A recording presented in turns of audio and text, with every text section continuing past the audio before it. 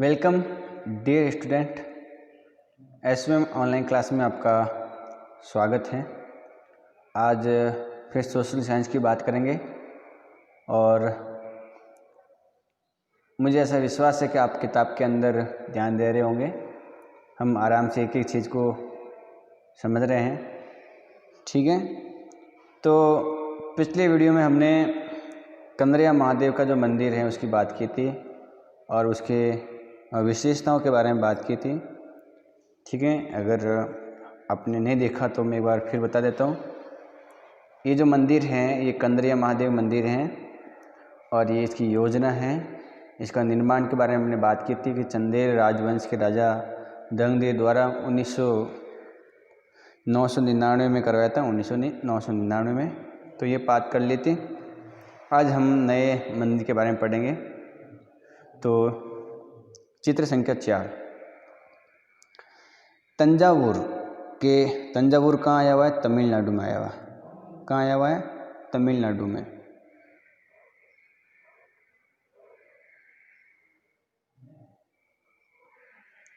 तो तंजावुर के राजराजेश्वर मंदिर का शिखर उस समय के मंदिरों में सबसे ऊंचा था। उस समय जो मंदिर बनाए उस समय की कंडीशन से देखें तो ये सबसे ऊंचा था, राजराजेश्वर मंदिर का शिखर।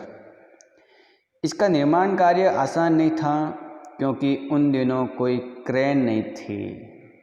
इतना ऊंचा मंदिर बनाया, इतने बड़े बड़े भारी पत्थर ऊपर लेकर गए हैं, तो ऐसा थोड़ा है कि कोई आसान काम था। ऐसा तो था नहीं कि उसमें कोई क्रेन व्रेन थी और क्रेन में डाल करके पत्थर को ऊपर रख दिया है।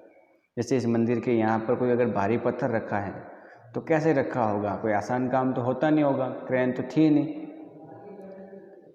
शिखर के शीर्ष पर 90 टन का पत्थर ले जाना इतना भारी होता था कि उसे व्यक्ति अपने आप उठाया नहीं ले जा सकता। 90 टन का 90 टन का मतलब समझते हो आप? 1 टन में कितने किलो होते हैं भाई? अगर 1 टन में आपको किलो पता है, 90 टन का भी मतलब समझ सकते हैं। अगर 100 किलो है तो उसको 1 क्विंटल बोलते हैं, और 1000 किलो है तो इसको 1 टन बोलते हैं। 1000 किलो को 1 टन कहते हैं। और अगर 90 हैं तो कितने 90,000 हो गए? 90,000 किलो का अगर कोई पत्थर ठेठ ऊपर ले जाना हो तो कोई आसान काम तो था नहीं कि व्यक्ति उठाकर ले जा सकता है, ठीक है। इसलिए इस काम के लिए वास्तुकारों ने मंदिर के शीर्ष तक पहुंचने के लिए सड़ईदार रास्ता बनाया। रोलरों द्वारा भी भारी पत्थरों को इस रास्ते में ऊपर ले जाया गया है। ये जो मंदिर आपको दिखाई दे रहा है, इस मंदिर के ऊपर अगर किसी ने पत्थर लेकर गया है तो इसके लिए उन्होंने लंबे लंबे रास्ते बनाए हैं, चढ़ाईदार रास्ते, ठीक है। और फिर इसके ऊपर इस प्रकार के बड़े भारी पत्थर लेकर गए होंगे। ये बात आपको बिल्कुल समझनी है कि किस वजह से भारी पत्थर ऊपर लेकर गए हैं और क्या कारण था। और मंदिर तो बनाने हैं भी, कारण तो ये है, लेकिन कैसे ऊपर लेकर गए हैं उसकी योजना हमको समझे। तो उन्होंने सड़ईदार रास्ता बनाया और रास्ता बनाकर उन्होंने जो रोलर बनाए उसके द्वारा भारी पत्थर ऊपर लेकर गए हैं। रोलर का मतलब होता है इस प्रकार के गोल गोल इस प्रकार की आकृतियाँ, जो अगर हम बात करें ऊपर चढ़ने के लिए, अगर देखा होगा तो जो आसानी से उसके पहिए जो गोल होते हैं और आसानी से ऊपर लेकर जा सकते हैं हम, ठीक है। और चढ़ाईदार रास्ता का मतलब ये होता है कि जैसे अगर हम बात करें तो मान लो यहाँ पर कोई मंदिर बनाना है, ठीक है, और इसके ऊपर कोई पत्थर ले जाना है यहाँ पर, तो इतना ही लंबा सा रास्ता बनाते हैं ऐसे धीरे धीरे। सीधा रास्ता तो ऐसे नहीं बना सकते, चढ़ाई ज़्यादा होती, लंबा धीरे धीरे इसमें होता है, ऐसे रास्ता बनाते हैं। और यहाँ से पत्थर लेकर धीरे धीरे धीरे धीरे धीरे धीरे धीरे ऐसे करके ऊपर जाते हैं और यहाँ पत्थर रख देते हैं। ये जो रास्ता है चढ़ाईदार रास्ता है, इस पर ये जो चढ़ने के लिए रास्ता बनाया गया था। तो वैसे भी उस समय अगर मान लो इस मंदिर पर यहाँ पत्थर रखना है तो इस तरह दूर ऐसे लंबा लंबा रास्ता बनाया होगा पीछे से उन्होंने, फिर यहाँ पत्थर लेकर आए होंगे, और वो जो पीछे ऐसे लंबा सा रास्ता बनाया होगा उसको बाद में हटा दिया गया। इस काम के लिए 4 किलोमीटर से ज़्यादा लंबा पथ तैयार किया जाता था। 1 किलोमीटर नहीं, मंदिर यहाँ बन रहा है उससे पहले 4 किलोमीटर लंबा रास्ता बनाते हैं, और वो धीरे धीरे क्या होता था, थोड़ा थोड़ा ऊपर करके उसको आराम से बनाते। ठीक है, पथ यानी रास्ता होता है जिससे चढ़ाई बहुत खड़ी नहीं हो। 4 किलोमीटर लंबा क्यों करते थे, ताकि चढ़ाई ज़्यादा ऊंची नहीं हो। तुरंत यहाँ अगर सीढ़ी बना लेंगे तो रास्ता तो ज़्यादा ऊंचा हो जाएगा। 4 किलोमीटर लंबा ताकि चढ़ाई ज़्यादा ऊपर नहीं हो। मंदिर बन जाने के बाद इसे गिरा दिया गया। मंदिर बन गया, जो रास्ता बनाया था ऊपर पत्थर ले जाने के लिए उसको क्या करते, गिरा दिया जाता था। लेकिन उस क्षेत्र के लोगों ने मंदिर निर्माण के अनुभवों को काफ़ी लंबे समय तक याद रखा। जब ये मंदिर बनाया गया तंजावुर में राजराजेश्वर, तो उस समय 4 किलोमीटर लंबा रास्ता बनाया गया, तो लोगों ने उस समय उस बात को याद रखा कि किस प्रकार मंदिर बनाने में कितनी मेहनत लगती है। आज भी मंदिर के पास के एक गांव को चारूपल्लम कहा जाता है, जिसका अर्थ है चढ़ाईदार रास्ते का गांव। मतलब उस गांव में जो पत्थर रखे हैं, अगर वहाँ लोग रहते थे, इस प्रकार से वो गांव का नाम भी क्या पड़ गया, चारूपल्लम, जिसका मतलब भी होता है चढ़ाईदार रास्ते का गांव। ऐसा रास्ता जहाँ चढ़ाईदार रास्ता है, जैसे मंदिर यहाँ बन रहा है और यहाँ रास्ता से बनाया है, तो यहाँ जो बस लोग रह रहे हैं वो चढ़ाईदार रास्ते के गांव वाले लोग हैं, जिसको चारूपल्लम कहते थे। ठीक है, तो आगे बढ़ते हैं हम अगले पेज में। किताब में ध्यान देना आप बिल्कुल लाइनों को, और आराम से समझना है।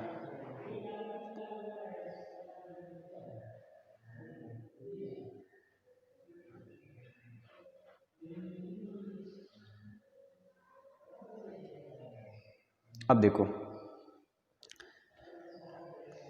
लिखा है 12वीं शताब्दी में 2 प्रौद्योगिकीय एवं शैली संबंधित परिवर्तन दिखाई लगते हैं।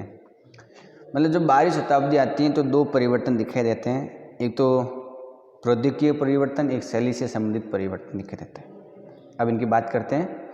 1 नंबर जो परिवर्तन है, ठीक है, तो 2 परिवर्तन में 1 नंबर जो परिवर्तन दिखाई देता है कि दरवाज़ों और खिड़कियों के ऊपर की अधिरचना का भार कभी कभी मेहराबों पर डाल दिया जाता था। वास्तुकला की यह चापाकार रूप था। मतलब क्या, देखो आपको ये चित्र दिखाई दे रहा है, क्या लिखा है, मेहराब का विशुद्ध रूप, मेहराब के मध्य में डाट अधिरचना के भार को मेहराब की आधारशिला पर डाल देती है। देखो ये इस प्रकार का गोल जो भाग है इसको चापाकार कहते थे मेहराब के लिए। ठीक है, ये जो नीचे वाला भाग है इसको डाट कहते हैं, डाट। ठीक है, और मेहराब बनाने के लिए ऊपर जो ऊपर वाला भाग है उसको अधिरचना कहते हैं। अधिरचना यानी ऊपर वाला भाग, मेहराब के ऊपर वाला जो भाग है ये सभी भाग अधिरचना है। तो इसका जो भार है वो इस मेहराब के ऊपर है। ये ऐसे गोल गोल है ना, ये ऐसे ऐसे गोल गोल, इस पर किसका भार है, ये ईंटें हैं, यहाँ जो पत्थर हैं, यहाँ पर जो भी ये सामग्री डाली हुई है इसके ऊपर, तो इन चीज़ का भार किसके ऊपर आया हुआ है, इस गोल गोल आकृति वाले के ऊपर ही तो आया हुआ है। मतलब ये जो गोल गोल आकृति हैं इसको बोलते हैं मेहराब। ठीक है, ये जो पूरा बना हुआ है इसको मेहराब कहते हैं, और ये जो नीचे वाला भाग है इसको डाट कहते हैं। तो इसके ऊपर ही तो ये भाग अधिरचना, मतलब ऊपर वाला जो भाग है, अधिरचना का मतलब होता है ऊपर वाला जो रचना बनी हुई है, ऊपर वाली जो बनावट है उसका भार इस मेहराब पर आया हुआ है, और ये जो पूरा बन जाता है इसको बोलते हैं चापाकार रूप। ये चापाकार रूप है। ठीक है, तो ये बात आपको इस चित्र में दिखाई दे रही है ना। क्या लिखा है, मेहराब का विशुद्ध रूप, अलई दरवाजे का मेहराब। ये दरवाज़ा किसका है, अलई दरवाजे का। इस दरवाजे का नाम है अलई दरवाज़ा, और इसके अंदर भी तो ऐसे ही है कि ये जो गोल गोल बना हुआ है, ये जो पूरा सीमेंट है, ये सब किस पर भार है, सीमेंट का। इस प्रकार के जो मेहराब है इसके ऊपर भार है। ठीक है, इसको बोलते हैं चापाकार। इसको क्या बोलते हैं, चापाकार। ये जो अलई दरवाज़ा है ये प्रारंभिक 14वीं सदी का है, और ये कहाँ का है? कुव्वत अल इस्लाम मस्जिद जो दिल्ली में है, मस्जिद का नाम है कुव्वत अल इस्लाम मस्जिद दिल्ली के अंदर। वहाँ का जो दरवाज़ा है इसको अलई दरवाज़ा कहते हैं और उसका ये मेहराब आपको दिखाई दे रहा होगा। तो ये मेहराब किस प्रकार का है इसको हमने समझ लिया है। तो ये 12वीं शताब्दी में जो परिवर्तन आया, एक परिवर्तन जिसकी हमने बात कर ली है। आगे बढ़ते हैं। 2 नंबर परिवर्तन देखो, 2 नंबर कौन सा परिवर्तन आया? निर्माण कार्य में चूना पत्थर सीमेंट का प्रयोग बढ़ गया। अब निर्माण कार्य मतलब जो बनाया जा रहा था उसमें अब चूना पत्थर का प्रयोग और सीमेंट का प्रयोग क्या हो गया था? बढ़ गया था। यह उच्च श्रेणी की सीमेंट होती थी। अब जो 12वीं शताब्दी के बाद में जो भी बिल्डिंग बनाने लगे, निर्माण कार्य होने लगे, उसमें सीमेंट का भी प्रयोग होने लग गया था। और ये चूना पत्थर या जो सीमेंट है वो उच्च श्रेणी का होता था सीमेंट, जिसमें पत्थर के टुकड़ों के मिलाने से कंक्रीट बनती थी। उस सीमेंट में पत्थर के जो छोटे छोटे टुकड़े थे उसको मिला देते तो क्या बन जाती? कंक्रीट बन जाती। इसकी वजह से विशाल ढांचों का निर्माण सरलता और तेज़ी से होने लग गया था। तो एक परिवर्तन तो ये हो गया कि सीमेंट की वजह से कंक्रीट का निर्माण होता और कंक्रीट की वजह से अब बड़े बड़े जो विशाल भवन निर्माण है या ढांचे हैं या जो भी कला है या निर्माण कार्य है वो आसानी से होने लग गया था। तो ये बात आपने समझ ली होगी। फिर लिखा है कि आगरा किले में जल द्वार निर्माण को दिखाती एक चित्रकारी। ये चित्र दिखाई दे रहा है, चित्र आपको ध्यान से देखना चाहिए। तो अगर मैं जूम करूं तो दिखाई दे रहा होगा मेरे हिसाब से कि ये लोग जो काम कर रहे हैं यहाँ पर काम कर रहे हैं, ठीक है। तो ये आपको ध्यान रखना है। तो आगरा किले में जल द्वार निर्माण मतलब जल का जो द्वार है उसका निर्माण के लिए ये काम हो रहा है और ये चित्रकारी बनी हुई है। और ये कहाँ से लिया गया है? अकबरनामा पुस्तक से लिया गया। तो अकबरनामा पुस्तक किसने लिखी है? तो अबुल फजल ने, अकबर के समय अकबर के लिए। तो इसका पुस्तक या जो ग्रंथ है वो किसने लिखा था? अबुल फजल ने, ठीक है। उसकी बात कर ली थी। तो ये बात आपको ध्यान में रखनी है। आगे अपन बढ़ते हैं।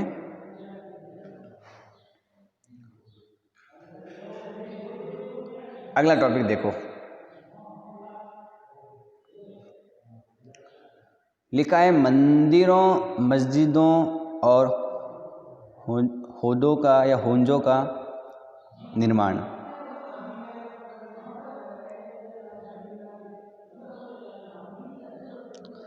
तो होंजों का निर्माण आपको देखना है।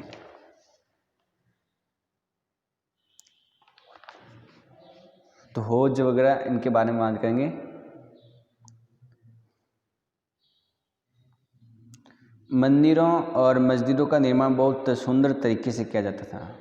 भाई भगवान या आराधना की जगह है तो इसका निर्माण बहुत सुंदर रूप से होता था, क्योंकि वे उपासना के स्थल थे। उपासना, किसी की उपासना करना, किसी को याद करना, किसी के सामने विनती करना, उसके स्थान होने की वजह से मंदिर और मस्जिद जो भी बनाए जाते थे वो सुंदर रूप से और व्यवस्थित रूप से बनाए जाते थे। ये बात आपको याद में रखनी है। वे अपने संरक्षक की शक्ति, धन वैभव तथा भक्ति भाव का भी प्रदर्शन करते थे। मतलब राजा हैं तो वो भक्ति भावना का भी हैं या अपने धन वैभव से जुड़ी हुई भावना है उसको भी याद करते थे, उसको भी प्रदर्शन करते थे। मतलब क्या हुआ कि राजा ये चाहता है कि मेरे पास धन है, उसको प्रदर्शित करने के लिए मंदिर मस्जिद का निर्माण करवा दिया। राजा चाहते हैं कि लोग मुझे भक्ति भावना वाला समझे तो मंदिरों का निर्माण करवा दिया, ठीक है। उदाहरण के लिए राजराजेश्वर मंदिर को लिया जा सकता है। अपने राजराजेश्वर मंदिर की अभी बात की ना, तंजावुर में आया हुआ है, तमिलनाडु जिले में। एक अभिलेख से इस बात का संकेत मिलता है कि इस मंदिर का निर्माण राजा राजदेव ने, राजराजेश्वर का निर्माण किसने करवाया? राजा राजदेव ने, ठीक है। तो आगे बढ़ते हैं अपन।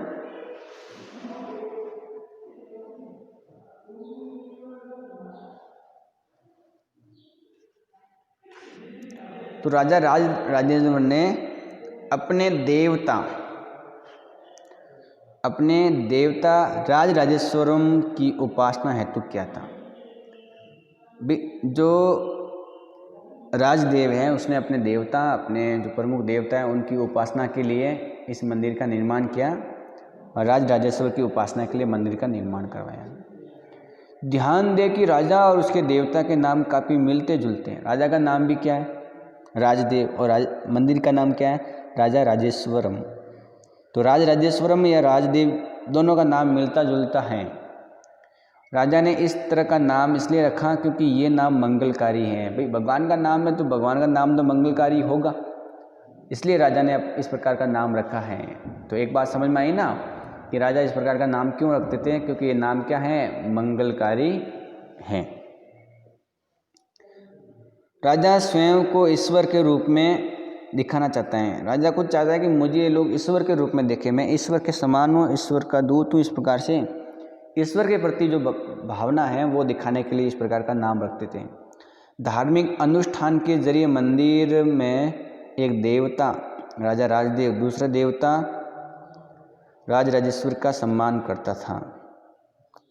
मतलब क्या हुआ कि अगर कोई धार्मिक अनुष्ठान हो रहा है मंदिर में और उसमें एक देवता जो राजा है, राजदेव है राजा, और दूसरे देवता राजेश्वर या राजराजेश्वर का सम्मान करता है। भाई मंदिर में राजा तो मंदिर में जो भगवान उनके सामने झुकेगा, उनका सम्मान करेगा। तो एक देवता, अब एक देवता मतलब यह हुआ कि राजा खुद, और दूसरा देवता मतलब भगवान। इस विष्णु की बात कर सकते हो अपन, महादेव की, तो जो भी भगवान हैं, तो एक राजा मतलब एक देवता दूसरे देवते के सामने सम्मान करता है, देवता का सम्मान करता है। सीधी सी बात है, ठीक है। तो ये बात आपको ध्यान में रखनी है। और इसके अलावा और भी बात ध्यान में रखनी है, तो जो साइड में लिखा हुआ है उसको भी पढ़ लेते हैं। लिखा है, एक शाही वास्तुशिल्पी मुगल बादशाह शाहजहां के इतिहासकार ने शासक को साम्राज्य व धर्म की कार्यशाला का वास्तुशिल्पी कहा या बताया है। मतलब एक इतिहासकार शाहजहां के समय का, उसने शाहजहां को क्या बताया? उसने बताया कि जो एक शासक होता है वो साम्राज्य व धर्म का क्या होता है? वास्तुशिल्पी होता है। मतलब साम्राज्य को खड़ा करने का काम या धर्म को खड़ा करने का जो काम है उसके कार्य से संबंधित वो जो वास्तुशिल्पी बताया है वो शाहजहां को बताया है, एक शासक को बताया है। ठीक है, तो ये बात आपको ध्यान में रखनी है।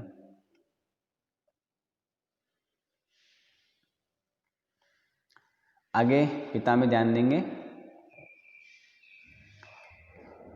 लिखा है कि सभी विशालतम मंदिरों का निर्माण राजाओं ने करवाया था। जितने भी बड़े बड़े विशाल मंदिर हैं सभी निर्माण किसने करवाया? राजाओं ने तो करवाया।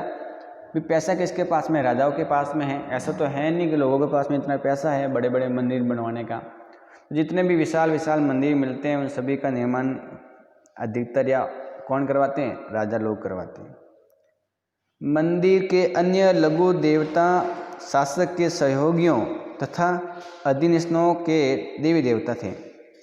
फिर मंदिर के जो छोटे छोटे देवता हैं और छोटे जो मंदिर बने हुए हैं लघु देवता के रूप में, वो क्या होते थे? वो जो राजा हैं या शासक हैं उसके सहयोगियों, जो उनके साथ में सहयोग करने वाले हैं या उनके जो अधीनस्थ जो हैं वो उनके देवी देवता के रूप में होते थे। जैसे भाई अपने मालूम महादेव का मंदिर बनाया तो उसके नीचे गणेश जी का, कार्तिक देव का और भी पार्वती, हनुमान जी, इस प्रकार के देवता का निर्माण करवाते थे। तो वो जो हैं वो उनके सहयोग के रूप में होता था। उनके जो राजा के सहयोगी हैं या अधीनस्थ जो भी हैं के देवी देवता होते थे। राजा के जो मेन देवता हैं, जिस देवता का मंदिर है वो राजा का मुख्य देवता हो गया। बाकी जो छोटे छोटे और भी देवी देवता हैं वो राजा के परिवार में और सहयोगी हैं उनके लिए देवता होते थे। यह मंदिर शासक और उसके सहयोगियों द्वारा शासित विश्व का एक लघु रूप ही था। जिस तरह से वे राजकीय मंदिरों में इकट्ठे होकर अपने देवताओं की उपासना करते थे, ठीक है, तो वो सहयोगी के लिए भी इस प्रकार की देवी देवताओं का निर्माण होता था। और जो राजकीय मंदिर है, राजकीय मंदिर मतलब ऐसा मंदिर जिसमें केवल राजा ही उपासना कर सकते हैं, राजा के परिवार वाले ही कर सकते हैं, राजा के जो सहयोगी हैं वही। उन मंदिरों में जाने के लिए अनुमति लेनी पड़ती थी, हर कोई जा नहीं सकता, अनुमति उनको नहीं थी। तो जो राजकीय मंदिर है राजा द्वारा निर्माण किए गए उनमें वो अपने सहयोगी द्वारा इकट्ठा होकर राजाओं की जो पूरी शैली है या जो संगठन है वो वहाँ पर बैठी होती थी और वो देवी देवताओं की उपासना करते थे। ये ध्यान रखना है आपको। तो क्या लिखा है कि जिस तरह से वे राजकीय मंदिरों में इकट्ठे होकर अपने देवताओं की उपासना करते हैं, ऐसा प्रतीत होता था कि मानो उन्होंने देवताओं के न्यायप्रिय शासन को पृथ्वी पर ला दिया हो। मतलब राजा मंदिर में बैठ करके इस प्रकार की उपासना करते हैं कि लगता है कि भाई देवता जिस प्रकार के थे उन्होंने देवता को भी धरती पर लाया है इस प्रकार के न्याय करने के लिए और न्यायप्रिय शासक के रूप में। तो राजा की ये भावनाएं थी, धार्मिक भावनाएं की बात कर सकते हैं जिसकी हमने बात की अभी। तो ये बात आपको ध्यान में रखनी है। आगे देखो लिखा हुआ है, मुसलमान सुल्तान तथा बादशाह स्वयं को भगवान के अवतार होने का दावा तो नहीं करते थे। इसलिए हिंदू जो राजा हैं वो अपने आप को देवता के समान या देवता होने का दावा करते हैं। सभी नहीं, ऐसे कोई ना कोई, बहुत थोड़े बहुत। लेकिन जो मुसलमान में सुल्तान या जो बादशाह हैं वो खुद को भगवान का अवतार होने का दावा तो बिल्कुल नहीं करते हैं। किंतु फारसी दरबारी इतिहासों में अगर हम बात करें, जो फारसी के दरबार में जो इतिहासकार थे उन्होंने जो इतिहास लिखा, अगर उनकी बात करें तो सुल्तानों का वर्णन, जो सुल्तान है उनका जो वर्णन है वो अल्लाह की परछाई के रूप में किया जाता है।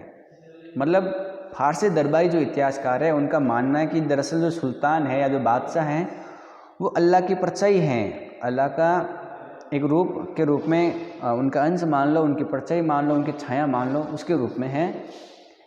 दिल्ली की एक मस्जिद के अभिलेख से पता चलता है कि अल्लाह ने, दिल्ली की एक मस्जिद है उसके अभिलेख से पता चलता है कि अल्लाह ने अलाउद्दीन को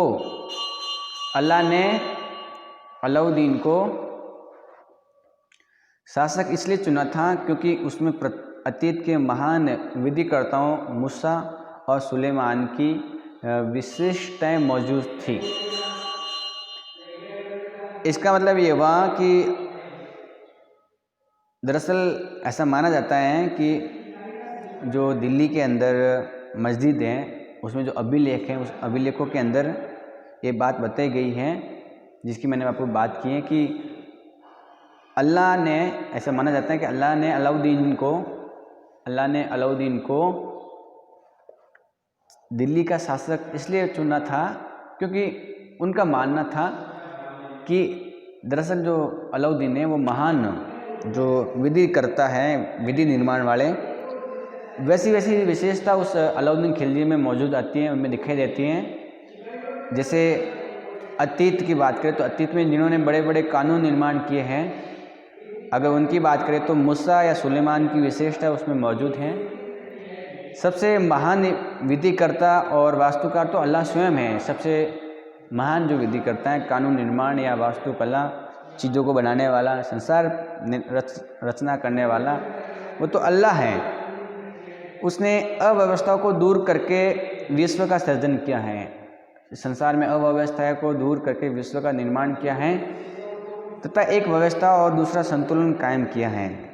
तो संतुलन कायम किया हो या व्यवस्था कायम की हो तो ये काम तो किसका है? अल्लाह का है। और इस प्रकार के अभिलेखों से अपन को पता चलता है।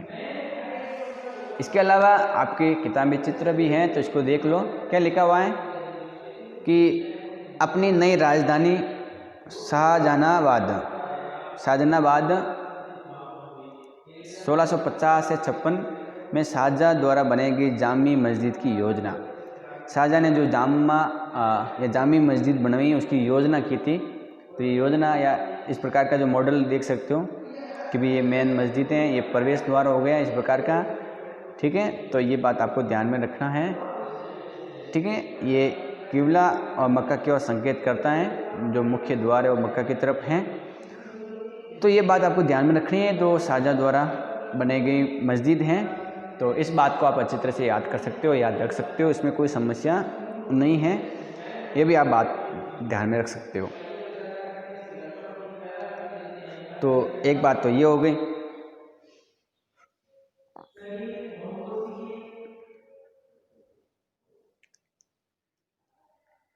ठीक है, तो आज के इस वीडियो में इतना ही, बाकी अपने कल पढ़ेंगे।